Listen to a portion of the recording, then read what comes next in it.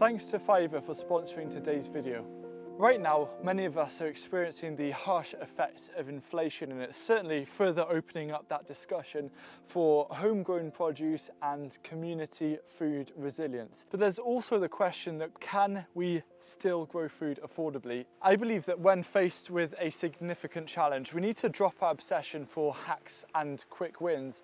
Impatience is one of humanity's greatest liabilities, especially during the times that matter most. What does matter most is building a strong foundation that centers around our individual context and needs. In order to be adaptable and overcome the challenges that we face, I'm going to share with you a really simple 3-part formula to growing food affordably. The first pillar stone of this formula, which basically underpins everything, is curiosity. Put simply, this is just the desire to know more. And there's a quote by James Cameron that I love, and it's, "Curiosity is the most powerful thing that you own." Really, curiosity is not about taking things at face value. It's diving deeper and asking about the why and the how, not just the what. I recently posted an Instagram story in relation to this about my frustrations with the dogma that exists around no-dig and permaculture, and that I think it's denying us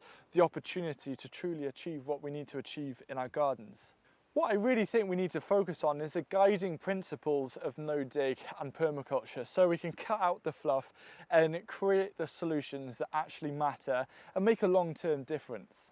So how exactly can you apply curiosity to all of this?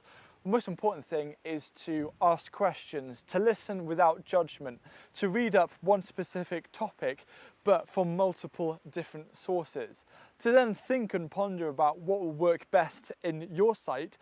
Choose and cherry pick the things that make sense to you, give them a go, assess, and then adjust as necessary. So one challenge right now a lot of us gardeners are facing is a rising price of compost and also the rising price of food, and trying to create enough compost in our gardens without sacrificing space to grow food. Something for me that came out of that challenge and being curious led to creating the theory of compost pathways, and the one that I've made is already generating and yielding usable mulchable compost for my beds, and I've had to sacrifice no growing space for that. And with curiosity, it's really important to question the things that you hear and find out yourself, even the things that I say. You know, I question everything that I'm learning about and think, how can I adapt it or apply it to this garden? And a lot has benefited from that. I question many of the dozens of comments that I get from people saying that I shouldn't touch grass clippings, I shouldn't use it as a mulch in this garden, I should never do it because it can cause weed issues, slug issues, cool the soil temperature. And I think when you hear the words should never, it needs to be challenged. Otherwise, we could actually be missing out from something. And I did indeed challenge those questions. And I'll cover a bit more about how I challenged that in the next part of the formula. Is there any guesses what it is?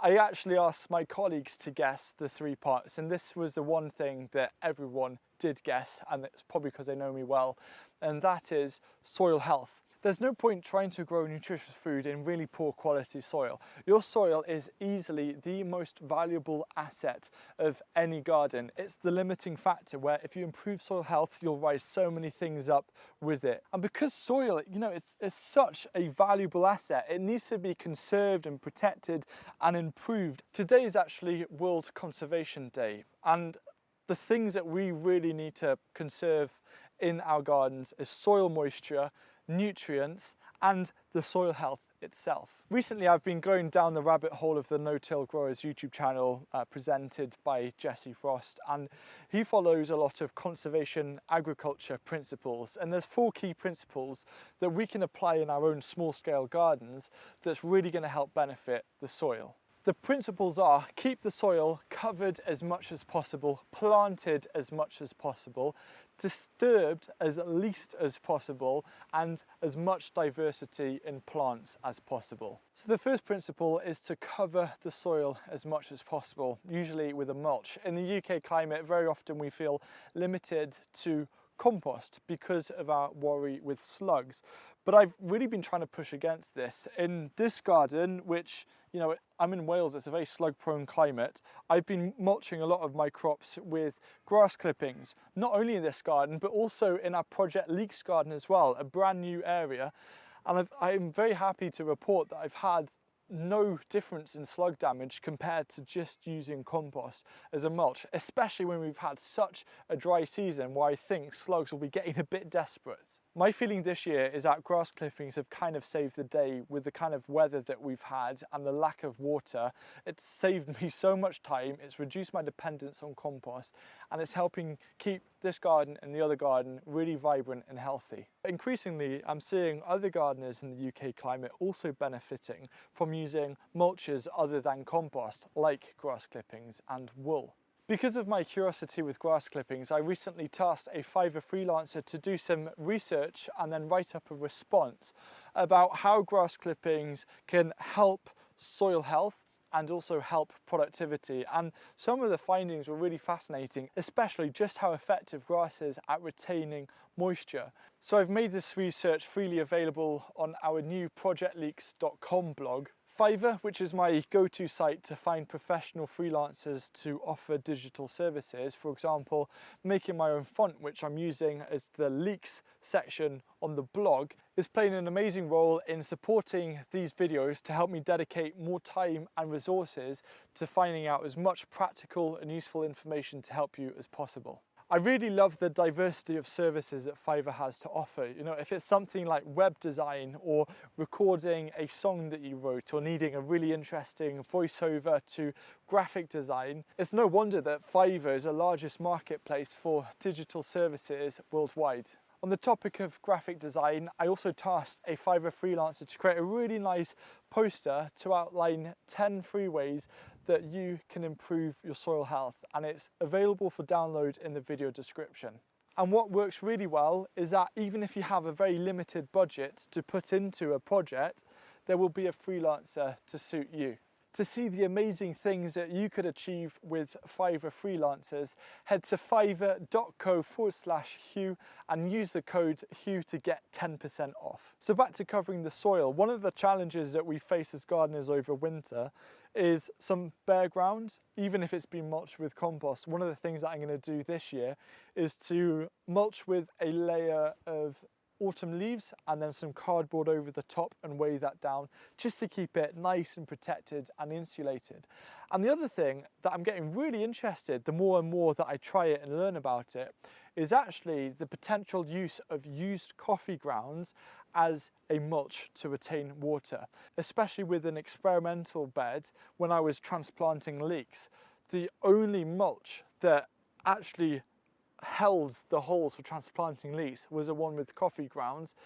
Watch this space, we'll see what happens. Another example, going back to grass clippings, is that to keep the soil covered in polytunnels, I'm actually mulching all of the crops with grass clippings. It has saved me so much time watering. It's maintained a more constant soil temperature, which in summer is actually helping to benefit a lot of the health and the productivity of the plants, I believe.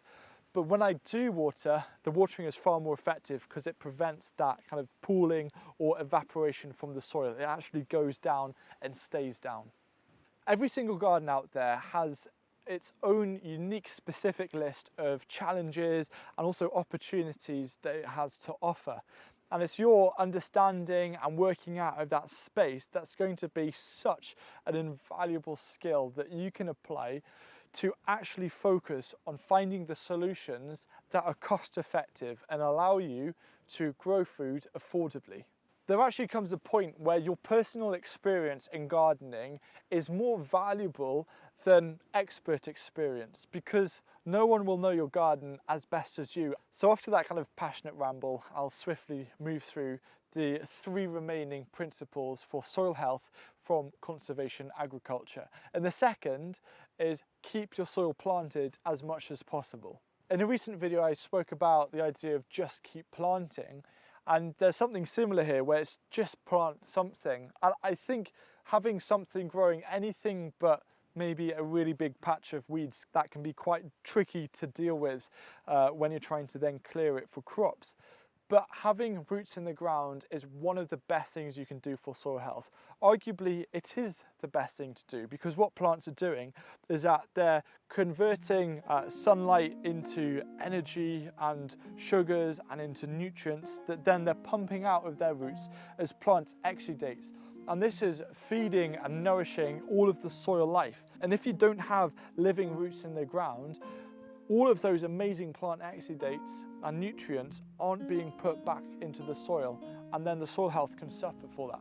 This is why I'm starting to actually get really interested with the idea of cover crops and using certain cover crops in a no-dig manner where you don't have to fork them in, where, for example, if you use field peas, they'll be naturally killed by the winter but create a really nice mulch and a really nice soil structure ready for the next season, and extending the period where there are living roots in the ground. So the third principle is, of course, to disturb the soil as little as possible. You want to avoid things like compaction. I know there's some thoughts about standing on beds and stuff. I like to just, I don't know, out of principle, I like to not want to put all of my body weight onto the beds that I so lovingly look after and care for. I like to spread it out, usually using a plank or something. But from an affordable standpoint of growing food, seeing soil as the most valuable asset of that process, doing whatever we can to disturb the soil as little as possible to promote its health is only going to yield us a really positive return of investment in terms of foods and improving our self-sufficiency. Now, there's a lot of debate in the no-dig world about whether you should use broad forks, for example. I think that they actually do have a place, especially right at the start. But again, this is down to your curiosity and you having an opinion, which is going to drive, well, the rain's driving down now, but it's going to drive the way that you approach gardening. Okay, location change. The fourth principle is diversity of plants.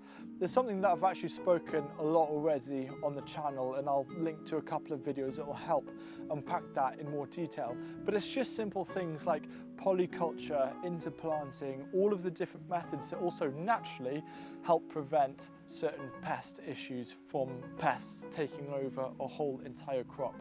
So just lots of different plants growing in a single bed or over a season, that's going to really help contribute to soil health as well.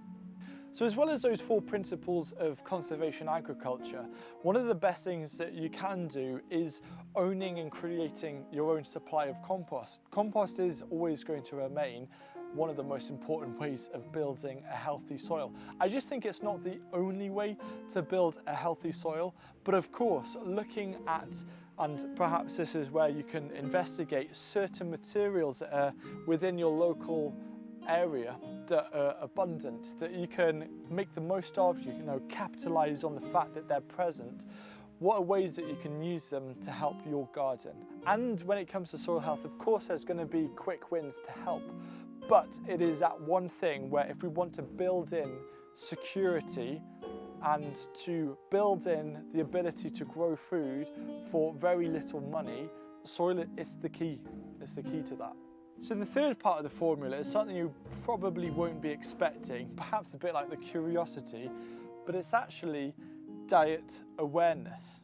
If you want to grow food in a way that saves money, you've got to adapt and adjust your diet to suit the food that is being produced from the soil, and also the food that's being produced by the seasons. Of course, there's things like preserving and storing that you can do to kind of blur those edges, but focusing on diet is actually one of the, it might seem scary at first, but I think it is one of the simplest ways, or the least costly way, to enter a realm where you start seeing significant savings in money from the garden, because you're adjusting the way that you grow food, the crops that you grow, to suit your needs in terms of what you like to eat, and to use your garden as a seasonal source of nutrition.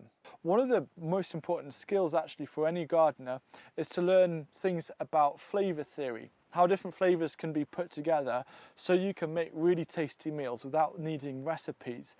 On my own personal journey of trying to grow food as affordable as possible, I think the biggest change that I've felt is adapting my diet just based around what is available in terms of crops in any given month or season. And I think as well, one thing that held me back was, and I've been chatting to various people about this, was that gardening and cooking, or gardening and eating, are seen as two very separate disciplines. But for my mindset now, cooking starts when I prep the soil in spring or I sow the first seeds. It's that journey. Cooking isn't just getting the ingredients and then adding heat or mixing them together or something. Cooking is at the very start of that ingredient's life, creating a constant flow from the start to then eating. The big skill as well in terms of eating what you can from your garden is adaptability, and it's almost that forage mentality of whatever crops or ingredients you have, you need to find a way of working with those to create something that you can eat. And if you're as adaptable in the kitchen as you are in the garden and you prioritize soil health, honestly, that's going to be a force to be reckoned with. That is, I think, the foundation to being able to grow food affordably, because everything else, all of the things that you do, relies on that formula. And I want to really truly thank Fiverr for sponsoring today's video. Don't forget, if you want to check out their freelancers and see if they can help you, head to fiverr.co/Hugh and use a coupon code Hugh for 10% off. And if you want to learn some ways, if you're feeling that you don't have that much compost or you're struggling with the quantities of compost that might be required, this video here is going to give you 7 free ways to grow food when there's limited compost.